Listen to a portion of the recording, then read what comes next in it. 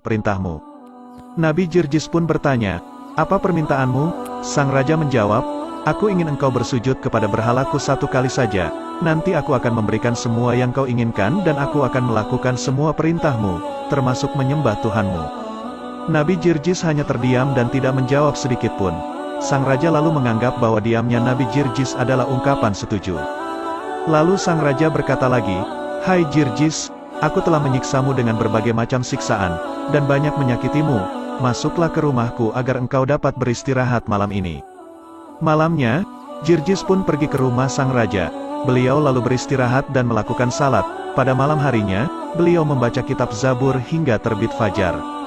Saat beliau membaca kitab Zabur, ternyata terdengar oleh istri sang raja dan membekas dalam hatinya. Istri sang raja pun semalaman menangis terseduh-seduh. Ia lalu mendatangi Nabi Jirjis untuk bertaubat dan memeluk ajaran beliau. Ia melakukan hal ini tanpa sepengetahuan suaminya. Pada pagi harinya, Nabi Jirjis keluar dari rumah sang raja. Sang raja mengajak beliau ke tempat berhala. Nabi Jirjis hanya diam dan tidak menjawabnya. Sang raja menjadi jengkel, lalu memasukkan beliau ke rumah seorang perempuan tua. Di dalam rumah perempuan tua itu ada seorang anak yang buta, tuli, dan bisu.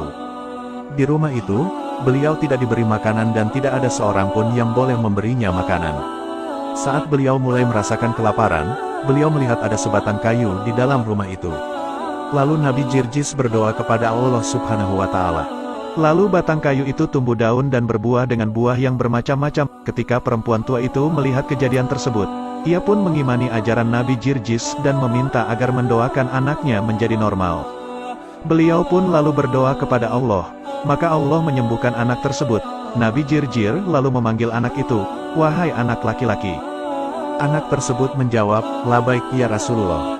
Pergilah kamu ke tempat berhala, dan katakan kepada berhala-berhala itu bahwasanya Jirjis memanggilnya. Perintah Nabi Jirjis kepada anak laki-laki tersebut.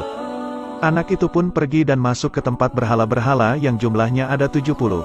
Lalu anak itu menyampaikan kepada berhala apa yang diperintahkan oleh Nabi Jirjis. Dengan kuasa Allah Subhanahu wa Ta'ala, berhala-berhala tersebut berjalan menuju kepada Nabi Jirjis. Berhala-berhala tersebut berjalan menggunakan kepalanya dengan posisi terbalik.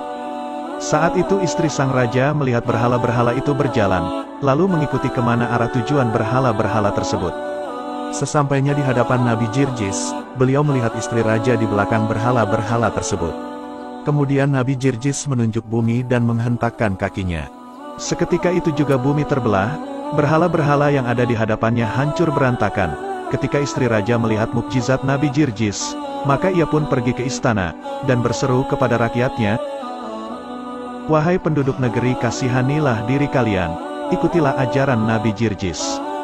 Sang raja sontak kaget mendengarnya, lalu raja berkata kepada istrinya, sesungguhnya aku sudah melihat banyak mukjizat, tapi aku tidak mau mempercayainya.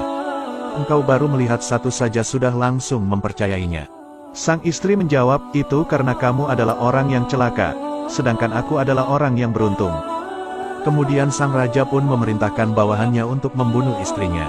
Di saat yang lain, Nabi Jirjis bermunajat kepada Allah, ya Tuhanku, saya telah merasakan gangguan orang-orang kafir selama 70 tahun lamanya dan sudah tidak tersisa lagi kemampuanku setelah hari ini, maka berikanlah kepadaku rizki mati syahid dan azablah mereka.